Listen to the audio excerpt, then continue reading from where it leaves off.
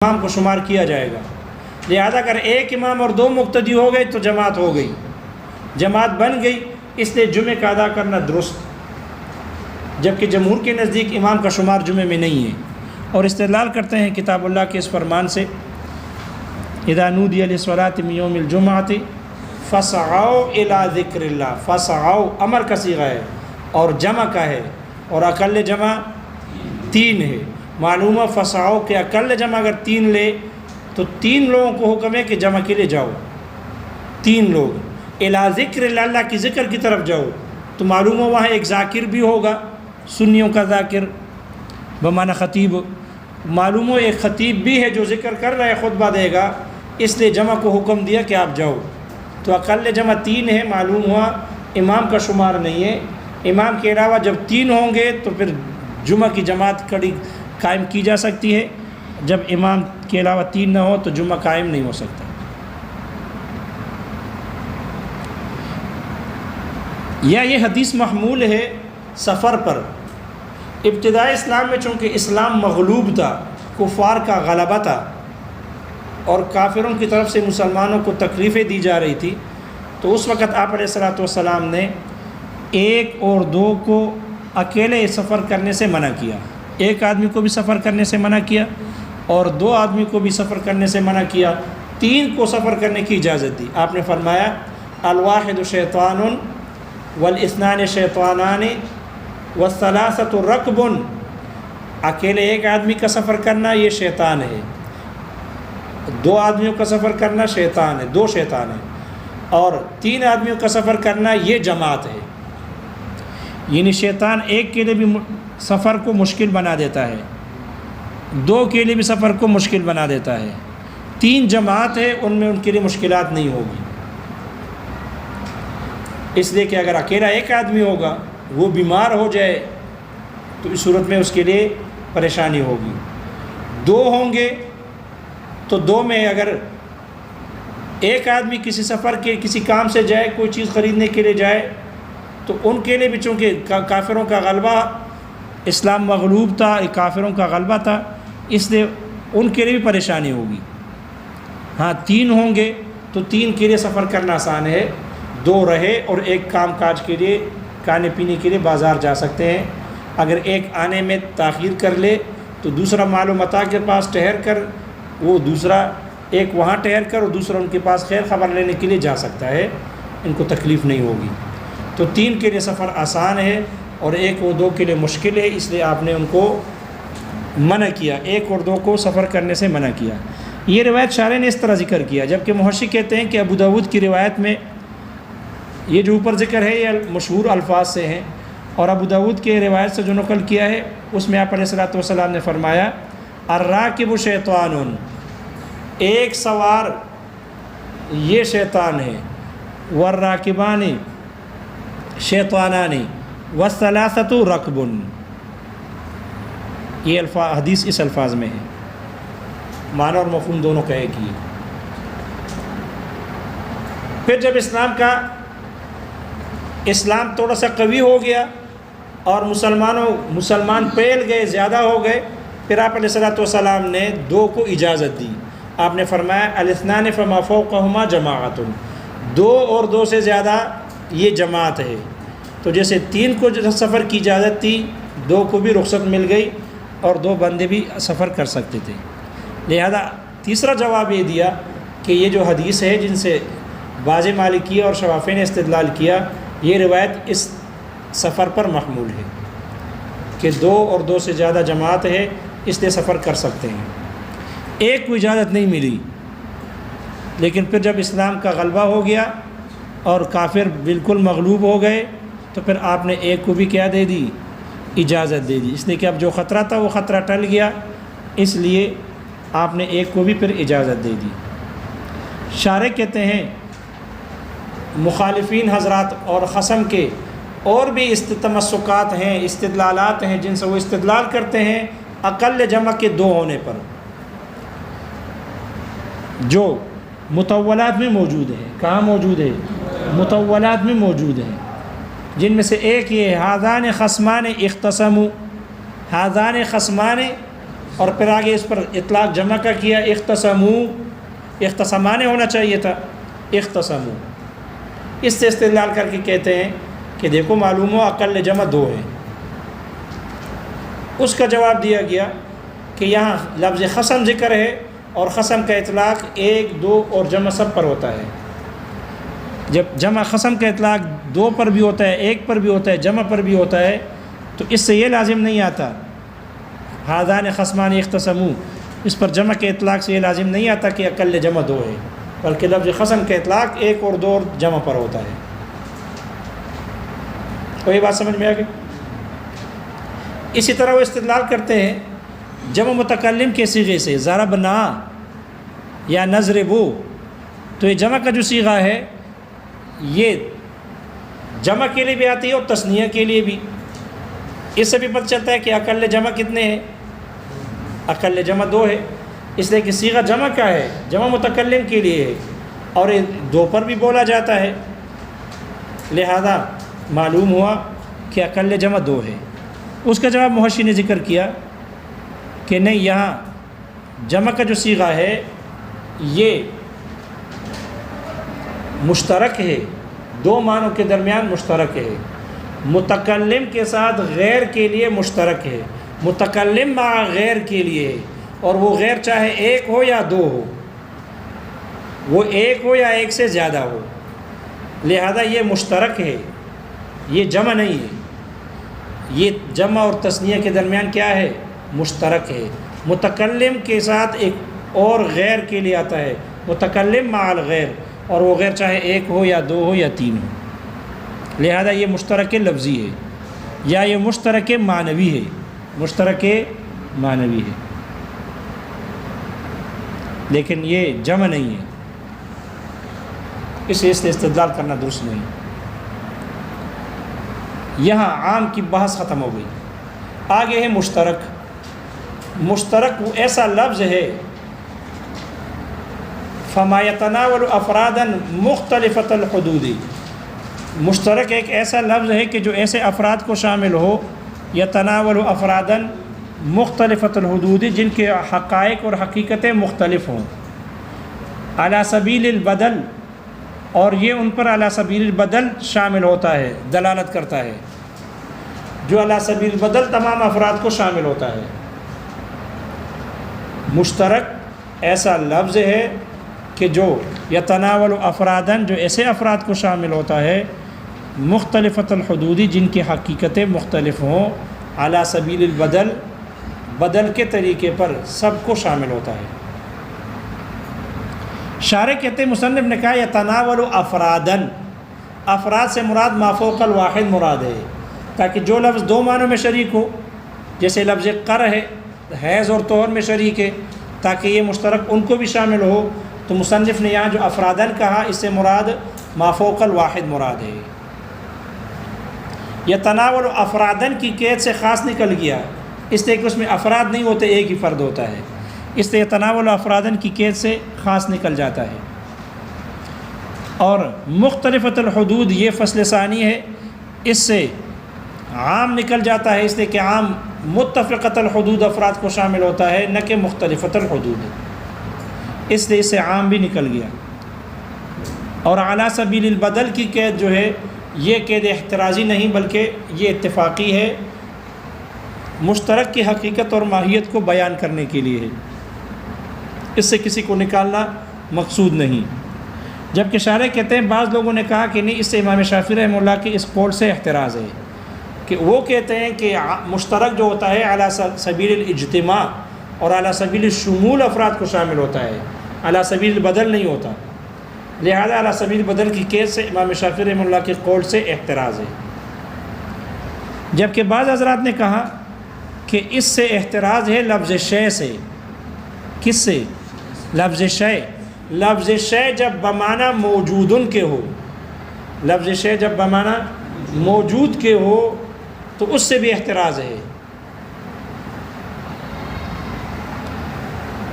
اس لیے کہ وہ جب موجود کے معنی میں ہوگا تو موجود ایک معنی کلی ہے، کتاب بھی موجود ہے، درسگاہ بھی موجود ہے، طالب بھی موجود ہے، استاذ بھی موجود ہے، پنکھا بھی موجود ہے، تو تو موجود ایک کلی ہے جس کے بہت سارے افراد ہیں. لہذا جب شے بمعنی موجود کے ہو تو یہ اس کو کہتے ہیں یہ مشترک معنوی ہے. اس لیے شے بمعنی موجود کے ہو کر علی سبیل البدل کی قید سے وہ نکل گیا، کیونکہ جو شے بمعنی موجود کے ہو وہ اپنے افراد کو علی سبیل الشمول والاجتماع شامل ہوتا ہے، سب کو بیک وقت شامل ہوتا ہے، علی سبیل البدل نہیں. اس لیے شے بمعنی موجود کے ہونے کی وجہ سے علی سبیل بدل کی قید سے شے نکل گیا. جبکہ شے میں ایک دوسرا اعتبار ہے، چونکہ شے کے افراد یا موجود کے افراد مختلف ہوتے ہیں.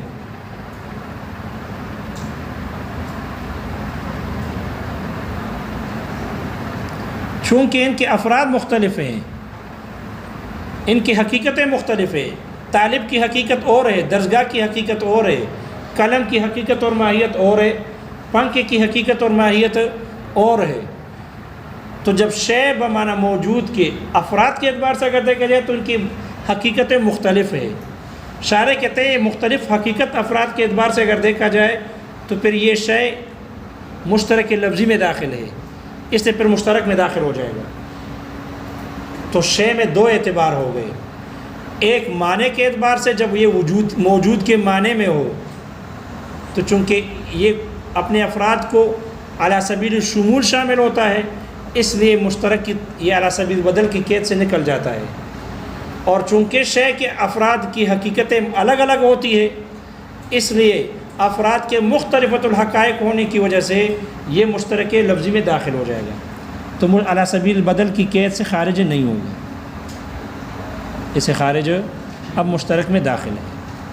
لیکن محشی کہتے ہیں کہ شے کو موجود کے معنی میں افراد کے مختلفۃ الحقائق ہونے کے باوجود اس کو مشترک میں داخل کرنا یہ درست نہیں. کیوں؟ اس لیے کہ اس کے لیے وضع کا بھی اعتبار ہے کہ جب ان مختلف افراد کے لیے اس کو وضع کیا گیا ہو تب وضع بھی ہو ہر ایک کے لیے اور ان کی حقیقتیں بھی الگ الگ ہو، تب یہ مشترک میں داخل ہوں گے، مشترک لفظی میں، وگرنہ داخل نہیں ہوگی. کیونکہ بغیر وضع کے کسی بھی شے کو مختلفۃ الحقائق افراد کے لیے اگر اس پر اطلاق ہوتا ہے تو اس کو مشترک میں داخل کرنا یہ دونہ خرط القطاد ہے. یہ خرط القطاد ہے. یہ کیا ہے؟ خرط القطاد ہے، یعنی مشکل ہے. اگر ان کے افراد کی حقیقتیں مختلف ہو لیکن اس کے لیے وضع نہ ہو تو پھر اس کو مشترک لفظی میں داخل کرنا مشکل ہے. جیسے قطاد ایک درخت ہے، کیکر کی طرح سخت قسم کا درخت ہے اور جس کے سخت کانٹے ہوتے ہیں سوئی کی طرح. تو اس درخت کا کاٹنا بغیر پتوں اور کانٹوں کے کاٹنا مشکل ہے، اور کانٹوں کے کاٹو گے تو نکالو گے تو ظاہر بات ہے بڑی مشکل سے کاٹنا پڑے گا. یعنی کیکر وہ جو ان کے کانٹے ہوں گے وہ بدن میں چھپیں گے، اس لیے جیسے اس درخت کا کاٹنا بغیر پتوں اور کانٹوں کے کاٹے بغیر وہ مشکل،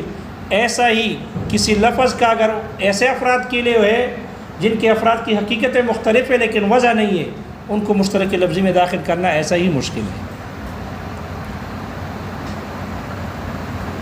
اس کی مثال دی ہے جیسے کہ لفظ قروء ہے، لفظ قر کو وضع کیا گیا ہے حیض کے لیے بھی اور طہر کے لیے بھی. تو ایک لفظ ہے اور ایسے افراد اور مسمیات کے لیے اس کو وضع کیا گیا ہے وہ دو ہے، اور ہر ایک کی حقیقت اور ماہیت الگ ہے. قرأ اور شے ہے اور حیض طہر اور شے ہے اور حیض اور شے ہے، اور ان دونوں میں تباین ہے، منافات ہے. اس لیے امام شافعی رحمہ اللہ نے اس لفظ قر کی تعویل طہر سے کی اور حضرات حناف نے اس لفظ قر کی تعویل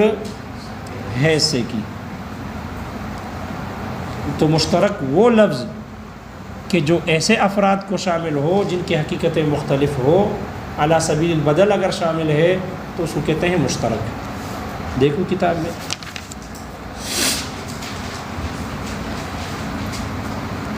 ثم بعد ذلك ذکر المصنف، پھر اس عام کے اقسام الفاظ کے ذکر کرنے کے بعد مصنف نے ذکر کیا اقصا وہ انتہائی درجہ، انتہا کو ذکر کیا، ما ینتہی الیہ تخصیص فی العام، کہ جس پر تخصیص آ کر ختم ہو جاتی ہے عام کے صیغے میں۔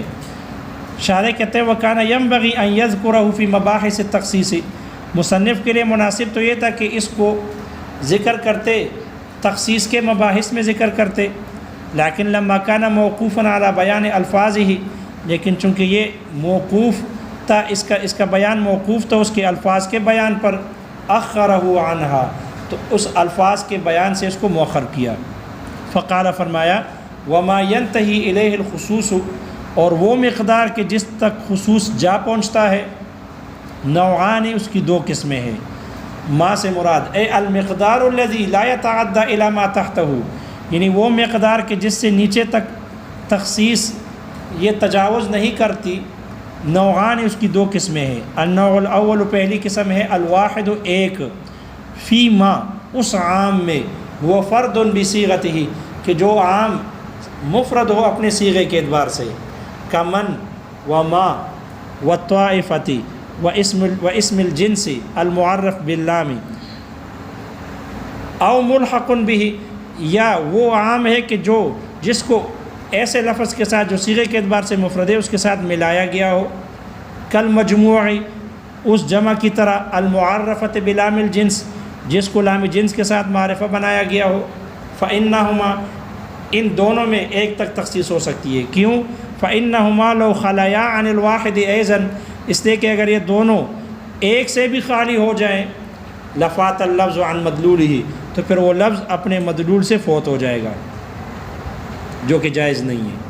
کالمرأۃ والنساء، شارح کہتے ہیں ماتن کے متن نشر، یہ نشر ہے، علی ترتیب لفظ کے ترتیب پر ہے۔ فالمرأۃ فرد بصیغتہ، المرأہ یہ صیغے کے اعتبار سے مفرد ہے، معرفۃ باللام، لام کے ساتھ اس کو معرفہ بنایا گیا۔ والنساء جمع، اور نساء جمع ہے، ایسی جمع ہے لا واحد لہ، کہ اس کے لفظ سے اس کا کوئی واحد نہیں، محلہ بلام الجنس، اس کو آراستہ کیا گیا ہے لام جنس کے ساتھ، یعنی اس پر لام جنس داخل ہے۔ وَيَنْتَهِ تَخْصِيصُهُمَا إِلَى الْوَاحِدِ الْبَتَّةً، ان کی تخصیص ایک تک ختم ہو جاتی ہے، ایک تک پہنچتی ہے یقینی طور پر۔ والنوع الثانی، دوسری قسم ہے الثلاثۃ، تین، فیما، اس عام میں، کان جمعا صیغۃ و معنی، کہ جو جمع ہو صیغے کے اعتبار سے بھی اور معنی کے اعتبار سے، کرجال و نساء منکرن، جیسے رجال ہے اور نساء ہے، منکرن، اس حال میں کہ جب یہ نکرہ ہو، مما، ان میں سے ہو، لم يدخلہ لام الجنس، جس پر لام جنس داخل نہ ہو۔ وَيُلْحَقُ بِهِ، اور اسی صیغتاً اور معنن جمع کے ساتھ ملایا جاتا ہے، ما، اس عام کو بھی، کان معنن فقط، جو صرف معنی کے اعتبار سے عام ہو، کقوم و رہت، جیسے قوم اور رہت ہے۔ وَإِنَّمَا يَنْتَهِي تَخْصِيصُ هؤلاء كُلِّهَا إِلَى الثَّلَاثَةِ، ان سب کی تخصیص تین ہی تک جا کر پہنچتی ہے۔ لأن ادنى الجمع الثلاثة بإجماع اہل اللغة، اس لیے کہ اہل لغت کے اجماع سے اقل جمع، ادنا جمع تین ہے۔ فلو لم يبق تحته ثلاثة افراد، اگر اس جمع کے لفظ کے نیچے تین افراد بھی باقی نہ رہے، لفات اللفظ عن مقصودہ، تو وہ جمع کا لفظ اپنے مقصود سے فوت ہو جائے گا۔ وقال بعض اصحاب الشافعی و مالک، بعض اصحاب شافعی اور مالکیہ نے فرمایا، ان اقل الجمع اثنان، اقل جمع دو ہیں، فینتہی تخصیص الیہ،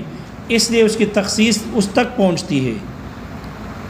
تمسکن، استدلال کرتے ہوئے بقول علیہ السلام، آپ علیہ الصلوۃ والسلام کے فرمان، الاثنان فما فوقہما جماعۃ سے، فاجاب عنہ المصنف، تو مصنف نے اس روایت کی طرف سے اس روایت کا جواب دیا بقول، اپنے اس قول سے، وقول علیہ السلام، اور آپ علیہ الصلوۃ والسلام کا فرمان، الاثنان فما فوقہما جماعۃ، یہ روایت محمول علی الموارث والوصایا، یہ محمول ہے میراث اور وصیت پر۔ فإن فی باب المیراث، اس لیے کہ میراث کے باب میں، للاثنین حکم الجماعت، للاثنین حکم الجماعت، دو کے لیے بھی جماعت کا حکم ہے، استحقاقا و حجبا، میراث میں مستحق ہونے اور میراث سے محروم ہونے کے اعتبار سے۔ حجب، اور حجب کی پھر 2 قسمیں ہیں، یا حجب حرمان یا حجب نقصان ہوگی، حجب نقصان، اور یا حجب حرمان ہوگی، یا بالکل محروم ہو جائیں گی۔ نقصان کو جیسے ماں والی صورت ہو گئی کہ ماں کا حصہ ثلث سے سدس تک چلا گیا، اور بعض محروم ہو جاتے ہیں، جیسے کہ اگر دادا مر جائے اور بیٹے ہوں تو پوتوں کو کچھ نہیں ملتا، پوتوں کو، لہذا یہ پوتوں کے لیے ان کے والدین یہ حجب حرمان ہے، میراث سے محروم کرنے کے سبب ہے۔ فَإِنَّ لِلْبِنْتَيْنِ وَالْأُخْتَيْنِ الثُّلُثَيْنِ، اس لیے کہ میت کے 2 بیٹیوں اور 2 بہنوں کے لیے میت کے مال میں سے 2 ثلث ہے، کمال البنات والاخوات، جیسے کہ بیٹیوں کے لیے، یعنی 3 اور 3 سے زیادہ بیٹیوں اور بہنوں کے لیے ہوتا ہے۔ وَيَحْجُبُ الْأَخَوَانِ، اور 2 بھائی آڑ بن جاتے ہیں، میراث کو کم کر دیتے ہیں، للأم، ماں کے لیے آڑ بن جاتے ہیں کم کرنے کے لیے، من الثلث الی السدس، ثلث سے سدس کی طرف کم کر دیتے ہیں 2 بھائی، کالاخوۃ الثلاثۃ، 3 بھائیوں کی طرح۔ والوصیۃ اخت المیراث، وصیت میراث کی بہن ہے، فی کونہا استخلافا بعد الموت، موت کے بعد خلیفہ بنانے میں یہ میراث، وصیت بھی میراث کی طرح ہے۔ وتتبع المیراث، اور یہ وصیت میراث کے تابع ہوتی ہے، پیروی کرتی ہے، پیچھے چلتی ہے، تبعیۃ النفل للفرض، جیسے نفل فرض کے تابع ہوتا ہے۔